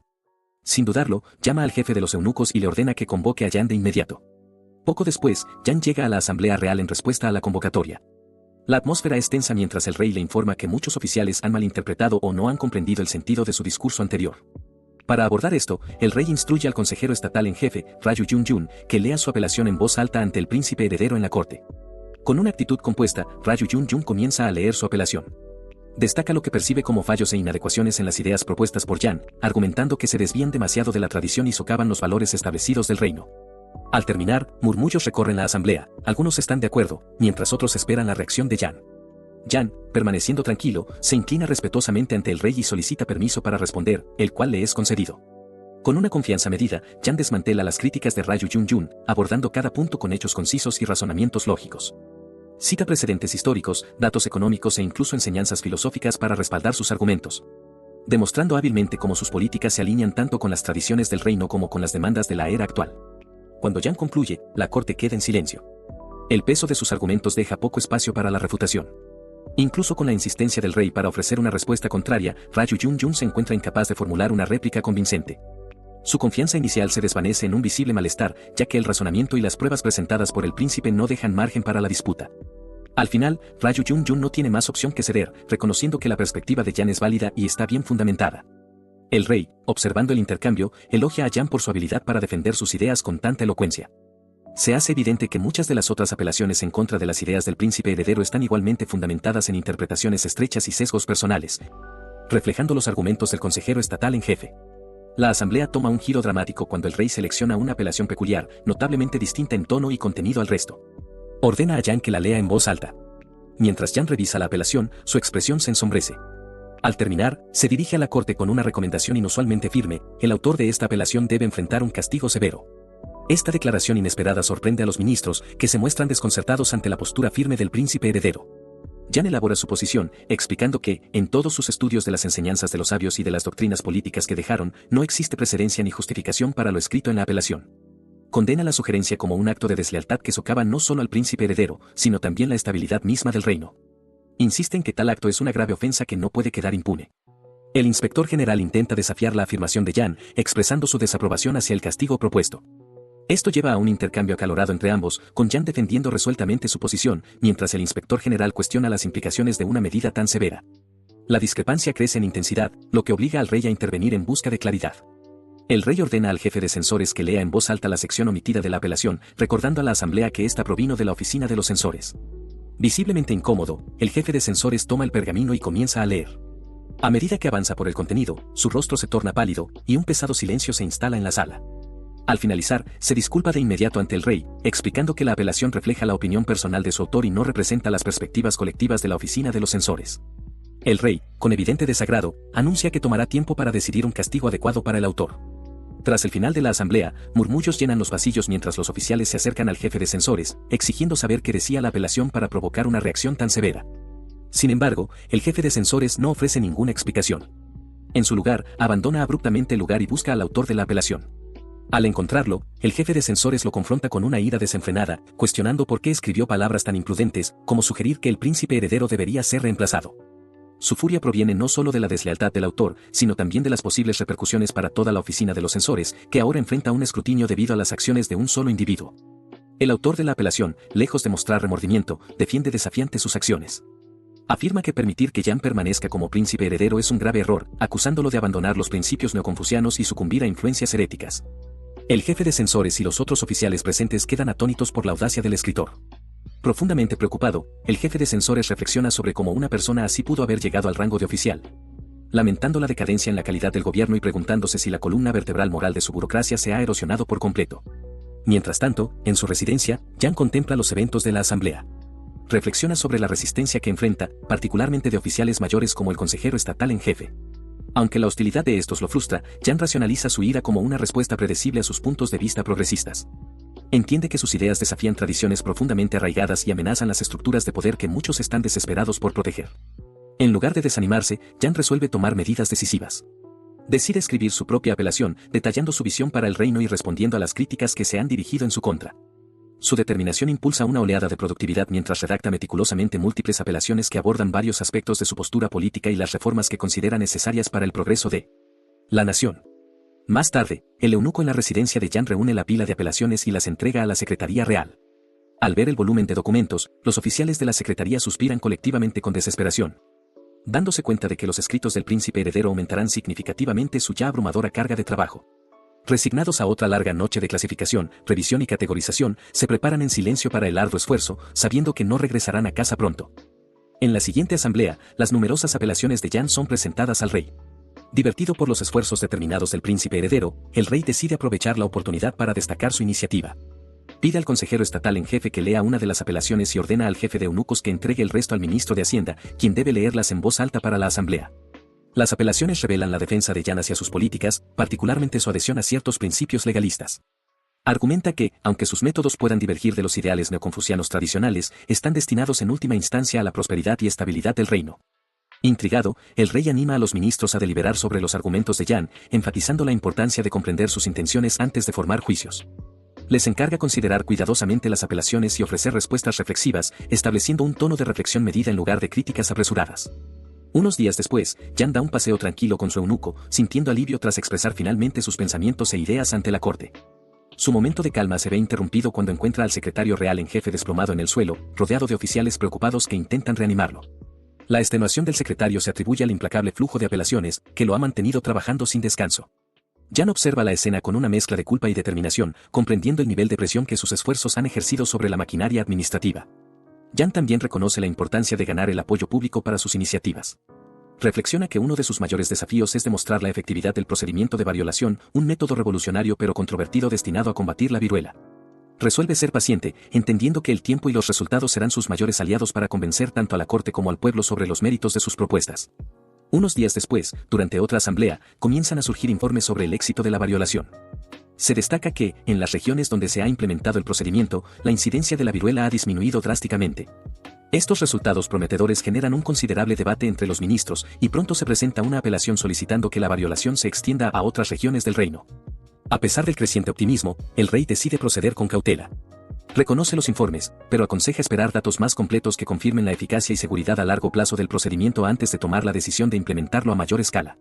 Posteriormente, llegan informes al rey indicando que la mayoría de la población en la provincia de Gongji ha sido inoculada exitosamente con la variolación, aunque se han documentado casos aislados de efectos secundarios.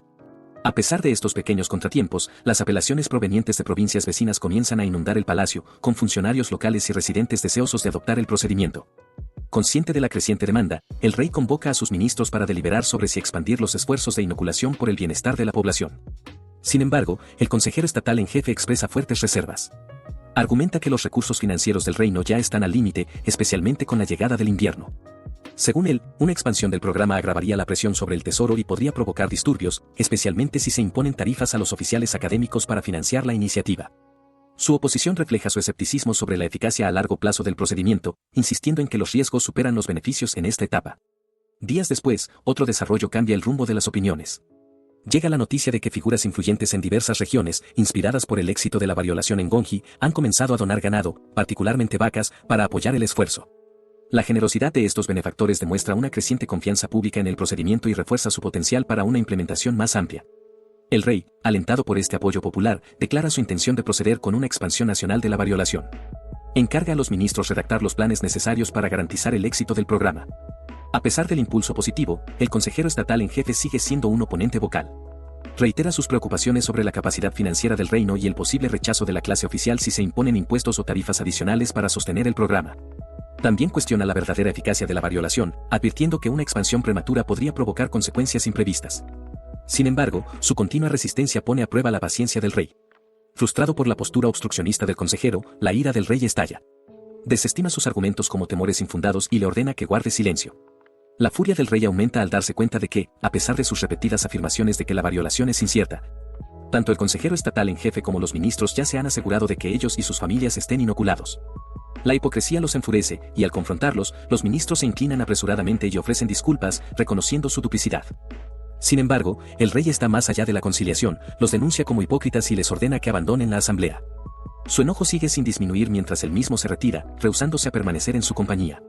En las secuelas, algunos ministros, inquietos por la ira del rey y consternados por las acciones del consejero estatal en jefe, comienzan a discutir formas de recuperar el favor del monarca. Deciden realizar un ritual de arrepentimiento como gesto de humildad y expiación, al tiempo que se preparan para la implementación nacional de la variolación, alineándose con las directrices del rey. Sin embargo, el consejero estatal en jefe permanece desafiante e impasible ante la ira del rey. Justifica su postura insistiendo en que su resistencia es necesaria para evitar que el reino caiga en la tiranía, como cree que ocurrió bajo el reinado del monarca anterior. Mientras otros se enfocan en la reconciliación, el consejero es visto redactando meticulosamente una apelación para condenar el comportamiento del rey, acusándolo de excederse en su autoridad y de ignorar el papel esencial de los ministros en el gobierno. Cuando los ministros se reúnen para llevar a cabo el ritual de arrepentimiento, llega la noticia de que el consejero estatal en jefe está preparando su mordaz apelación. Alarmados, abandonan los preparativos del ritual y se apresuran a confrontarlo. Lo encuentran resuelto, decidido a presentar la apelación, enfatizando que el rey está erosionando el equilibrio de poder al socavar el rol de los ministros. El consejero estatal en jefe presenta formalmente su apelación al rey, afirmando que las recientes acciones del monarca se asemejan a una dictadura en lugar de un gobierno equilibrado, como se espera de un soberano. Enmarca su argumento como una súplica para que el rey reconsidere la implementación nacional de la vacunación contra la viruela bovina, destacando que una iniciativa impulsada por la conveniencia política pone en riesgo la estabilidad futura de Joseon. Para subrayar su convicción, el consejero agrega audazmente que, si se demuestra concluyentemente la eficacia de la vacunación, estaría dispuesto a ofrecer todas sus propiedades como prueba de su compromiso. Al recibir la apelación, el rey convoca a los ministros para abordar las acusaciones directamente. Con frustración contenida pero evidente, les pregunta si alguna vez ha abusado de su poder político o ignorado sus consejos. Les recuerda que siempre ha buscado su opinión en asuntos significativos, incluida la implementación nacional de la vacunación, esforzándose por lograr consenso en lugar de tomar decisiones unilaterales. El rey, visiblemente enfurecido por el debate en curso, cuestiona severamente a los ministros, exigiendo saber si realmente están dispuestos a arriesgar la vida de muchos ciudadanos simplemente porque la eficacia de la variolación no se ha demostrado concluyentemente. Su frustración aumenta al escuchar la respuesta del consejero estatal en jefe, quien enfatiza la importancia de mantener las leyes de gestión nacional por encima de todo. El consejero insiste en que la viruela ha sido un problema persistente y que, tal vez, un enfoque cauteloso sea mejor que apresurarse con soluciones no probadas. Justo cuando las tensiones alcanzan su punto álgido, un funcionario irrumpe en la asamblea, informando sin aliento al rey sobre un brote de viruela en un distrito del condado de Gucho. Sin vacilar, el rey emite una orden tajante para que el distrito sea completamente aislado del resto del reino. Instruye que se restrinja severamente el acceso a Anyang para prevenir la propagación de la enfermedad. Tras la noticia, el ministro de personal informa al rey que están enviando médicos de la clínica real al distrito infectado. Yan, siempre proactivo, se apresura al lugar, ansioso por ayudar. Al enterarse de que no hay suficientes médicos para manejar el brote, sugiere reclutar voluntarios entre los habitantes de Anyang para ayudar a tratar a los enfermos. Su propuesta busca contener la propagación de la viruela, pero el consejero estatal en jefe se opone rápidamente, advirtiendo que permitir la intervención de civiles podría resultar en una mayor exposición y propagación de la enfermedad hacia Anyang. Yan, sin embargo, se mantiene firme en su creencia de que esta es una oportunidad crucial para demostrar la efectividad de la variolación. En un momento de intensa convicción, apuesta que, si la variolación no muestra resultados prometedores durante este brote, renunciará a su posición como príncipe heredero. Incluso se ofrece a liderar personalmente el esfuerzo para tratar a los enfermos, demostrando su disposición a asumir la responsabilidad de la crisis. El rey, dividido entre la urgencia de la situación y su enfado por las palabras imprudentes de su hijo, finalmente decide actuar de manera decisiva. Ordena al ministro de personal emitir un decreto llamando a los habitantes de Anyang a ofrecerse como voluntarios para ayudar en el esfuerzo de socorro. Al mismo tiempo, advierte severamente a Yan que nunca vuelva a hablar de manera tan imprudente, sin importar las circunstancias. El rey, complacido con los resultados de la propuesta de Yan, se entera de que el brote de viruela en el condado de Jamón no se ha extendido más allá de los 5 casos iniciales. La rápida contención de la enfermedad refuerza la creencia en la efectividad de la variolación, y el rey reconoce la previsión de Yan al sugerir una medida tan audaz. Con renovada determinación, el rey expresa su intención de tomar medidas drásticas contra aquellos que se opusieron a la iniciativa de la variolación, particularmente el consejero estatal en jefe. Yan, siempre observador, está de acuerdo con el plan del rey para purgar a quienes se interpusieron en el camino de este esfuerzo vital. Sin embargo, Yan expresa su preocupación por la severidad del castigo propuesto por el rey para el consejero estatal en jefe. Aunque ejecutarlo parece excesivo para Yan, considera que el exilio sería un castigo más apropiado para alguien de tan alto rango, especialmente considerando el arduo trabajo que el consejero había realizado anteriormente al servicio del país. La perspectiva de Yan refleja su comprensión del delicado equilibrio entre retribución y justicia. El rey, aún decidido a afirmar su autoridad, acepta la sugerencia de Yan y opta por el exilio en lugar de la ejecución. Ordena que el consejero estatal en jefe y sus leales sean encarcelados por la Oficina Real de Investigación, marcando el fin de su influencia. Mientras el consejero estatal en jefe y sus seguidores son conducidos hacia su destino, suplican clemencia, pero el rey permanece firme. Tanto él como sus partidarios son sentenciados al exilio a 1000 millas de distancia, despojados de sus cargos y poderes. Además, se confisca el 80% de sus propiedades, asegurando que ya no representen una amenaza para el gobierno del rey ni para el futuro del reino. En contraste, los funcionarios de la oficina de censores que alguna vez sugirieron deponer a Yan enfrentan su propio castigo. Declarados culpables de alta traición por intentar socavar al príncipe heredero, también son exiliados lejos de la capital, se les confiscan sus propiedades y su influencia queda completamente anulada. Después del exilio de la facción antipríncipe heredero, el tiempo transcurre con tranquilidad en Joseon. Con la llegada de la primavera, el rey sorprende a todos al anunciar una gran reforma, lo que toma desprevenido a Yan. Aunque había anticipado un momento como este, la decisión del rey de avanzar con ello marca un punto de inflexión significativo. La tan esperada transformación finalmente comienza. Semanas antes, el rey había acudido a Yan para pedirle el gráfico que había usado durante una presentación. Yan aceptó con gusto, sin darse cuenta del alcance de lo que el rey planeaba. Esa noche, se vuelve evidente para él que su padre, el rey, está preparando un cambio mayor. Días después, el rey vuelve a buscarlo, preguntándole sobre secciones específicas del gráfico que no comprende del todo. Es entonces cuando Yan descubre que su padre ha estado trabajando en secreto en un plan integral para reformar la nación. El rey instruye a los ministros a examinar minuciosamente el plan, verificando posibles fallas o áreas que puedan necesitar mejoras. También los alienta a proponer alternativas si consideran que tienen mejores ideas. La primera parte de la reforma del rey se centra en reorganizar el gobierno central. Ha creado un modelo detallado de la nueva administración, basado en los 6 ministerios, y ha diseñado cuidadosamente procedimientos para su implementación.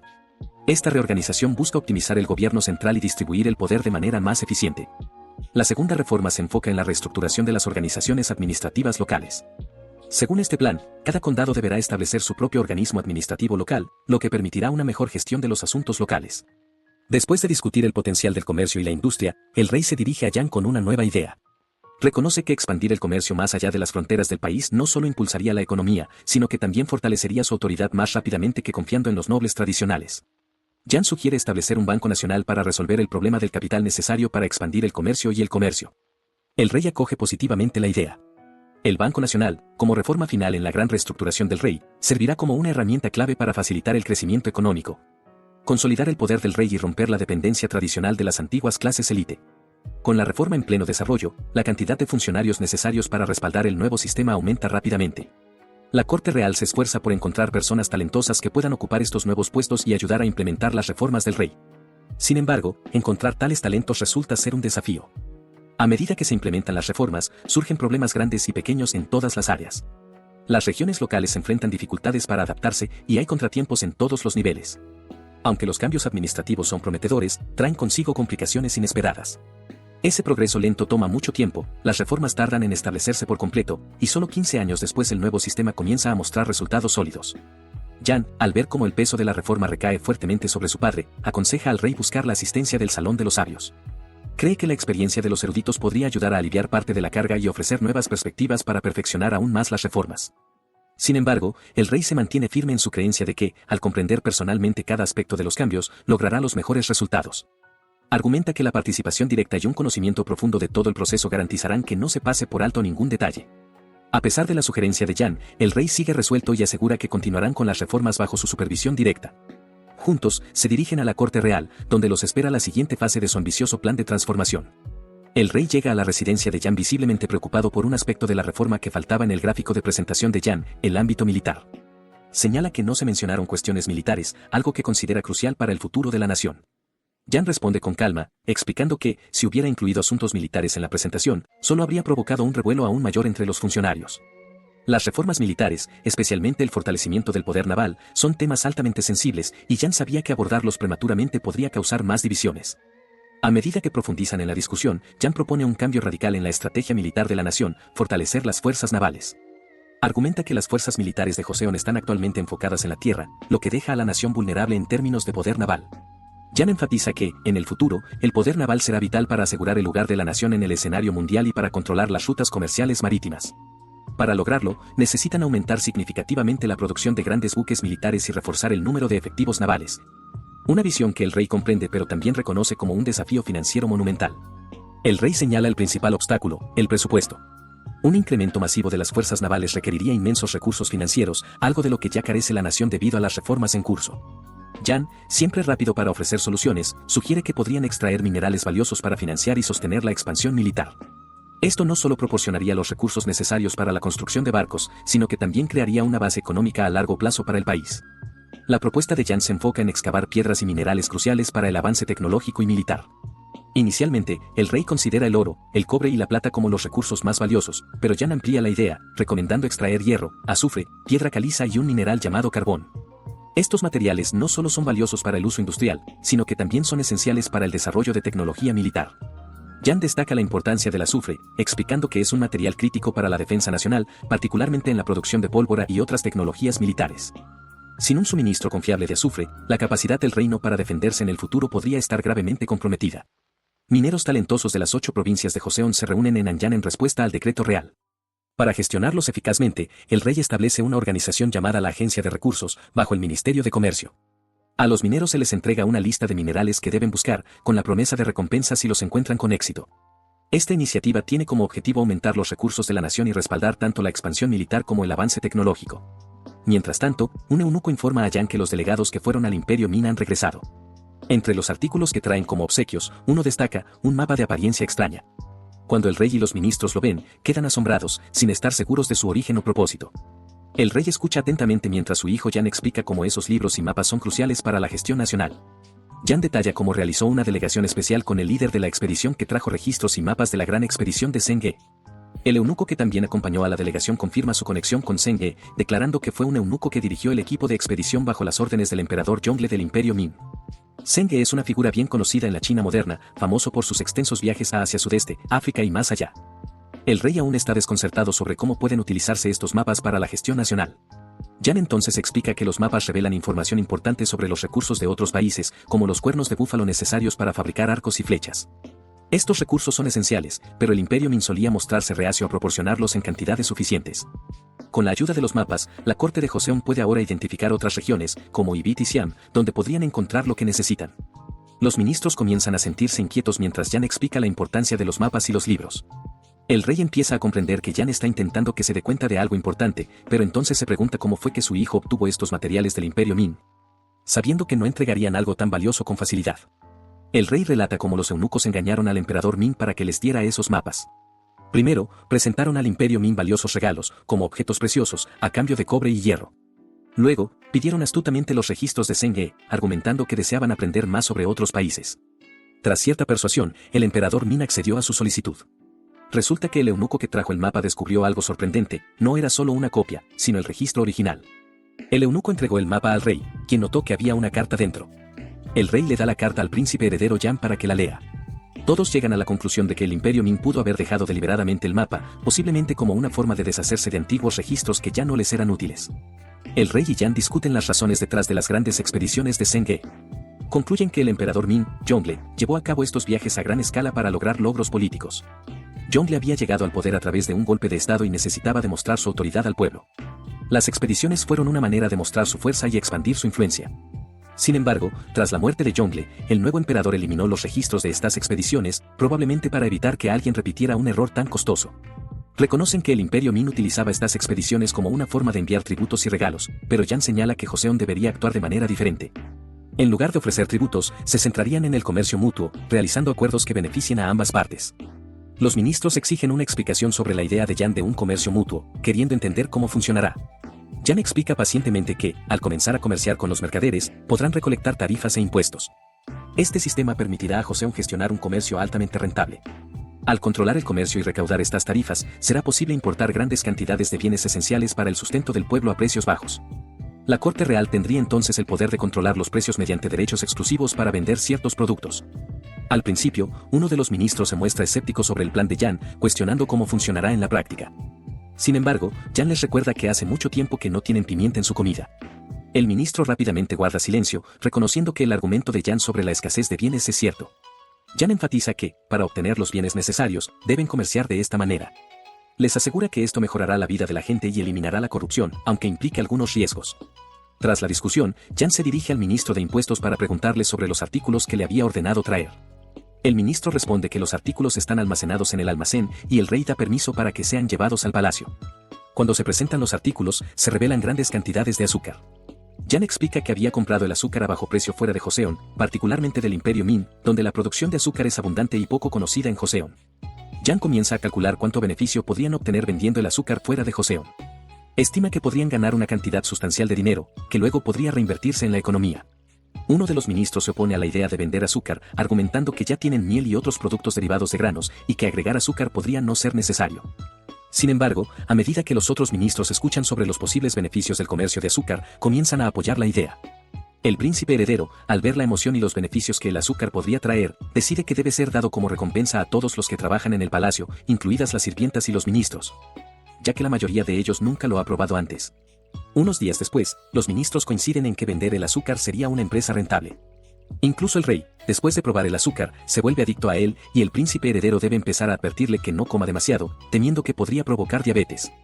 El azúcar se convierte en un éxito entre la corte y su éxito comienza a mostrar su potencial para ayudar a la economía.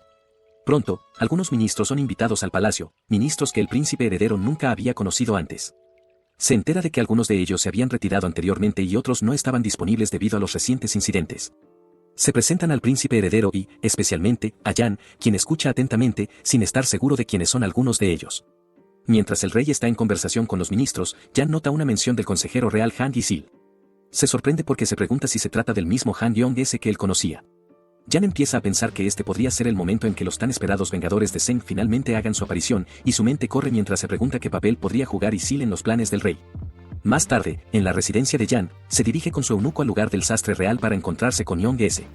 Al llegar, les informan que Yong-sil está en el reloj de agua, por lo que se dirigen a esa ubicación. Al llegar, lo encuentran preocupado. El rey le había dado la orden de hacer el medidor de agua más pequeño, una tarea que parecía imposible para Yong-sil. Jan, al ver su angustia, le entrega un plano. Yong-sil echa un vistazo a este, revisando el diseño cuidadosamente. Mientras examina el plan, se da cuenta de que el diseño implica usar ciertos materiales para construir un nuevo tipo de reloj. Este enfoque parece plausible y empieza a sentirse convencido de la idea de Jan. Sin embargo, se pregunta si este diseño es completamente obra de Jan. Jan le explica que se basó en conocimientos provenientes de fuentes occidentales e incluso del siglo XXI para reunir la información y las ilustraciones del plano. Yong-se se siente impresionado por esto y acepta comenzar a trabajar en el diseño. Sin embargo, mientras comienza a alejarse, se detiene para decirle a Jan que el rey ya le había dado una orden que debe terminar antes de poder trabajar en la solicitud de Jan. Jan le asegura que no se preocupe por la orden de su padre, diciendo que él mismo se encargará de ello. Lo alienta a centrarse únicamente en la tarea en cuestión, que es el proyecto del reloj de agua. Recordando que Jong-il había mencionado tener problemas con los cálculos, Jan le pregunta si tiene alguien bueno con los números a su alrededor. Yong-se menciona al oficial John Cho y a otro oficial que podrían ayudar. Jan le dice que no se preocupe por eso por ahora, asegurándole que se encargará de todo. Le instruye a Yong-se que simplemente comience a trabajar en la investigación de inmediato. Jan luego se dirige a las habitaciones del rey, solicitando reunirse con él y pedir la ayuda de algunas personas para una tarea en particular. Al entrar, menciona que necesita personas que sean hábiles, señalando específicamente que las requiere para trabajar en monstruos, un término extraño que capta la atención de los ministros presentes.